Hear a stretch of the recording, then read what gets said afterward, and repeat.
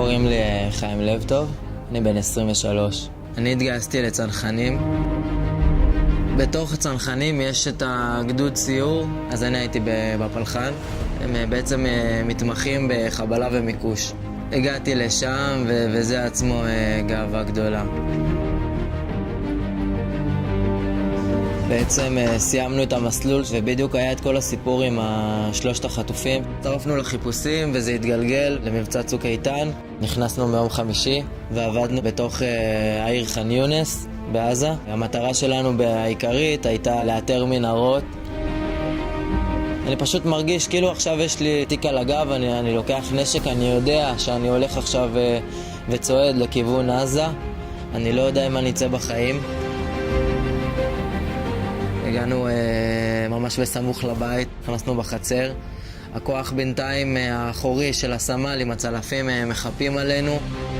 פשוט משום מקום היה פיצוץ מטורף, אפילו עלינו 2 מטענים. עדיין אני לא ידעתי מה קורה איתי. ברקע אני שומע צעקות של חברים שלי, כאבי תופת, דברים שקראתי בכל מיני עיתונים, על פיגועים שהיו באוטובוסים ועל כל מיני דברים ופיצוצים שאנשים נפצעו שם ואיבדו איברים, ואני מבין שעכשיו אני נמצא בסיטואציה הזאת.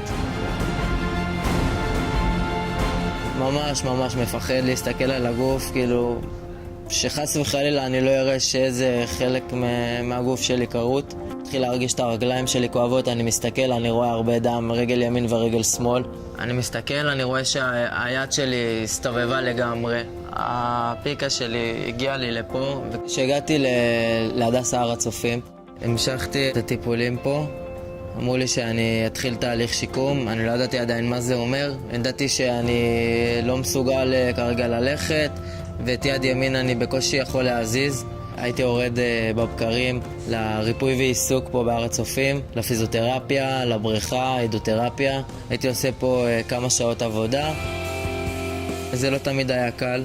תרגילים שאני זוכר שהייתי צריך להתחיל ללכת, ואני קולט שממש קשה לי ללכת. זה היה לי קשה, ובכלל, כאילו הייתי בכושר ממש טוב, ופתאום לראות שאני בקושי מסוגל לזוז. הצוות פה בהר הצופים הוא צוות מדהים. אין לי מילים לתאר כמה הם השקיעו בי וכמה היה אכפת מזה שאני אחזור לעצמי וכמה שיותר מהר, ולא עשו לי פה שום הנחות.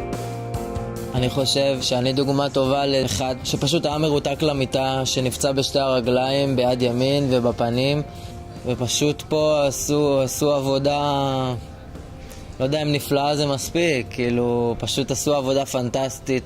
שעכשיו אני יכול ללכת ויכול לרוץ, ופשוט אני נראה רגיל.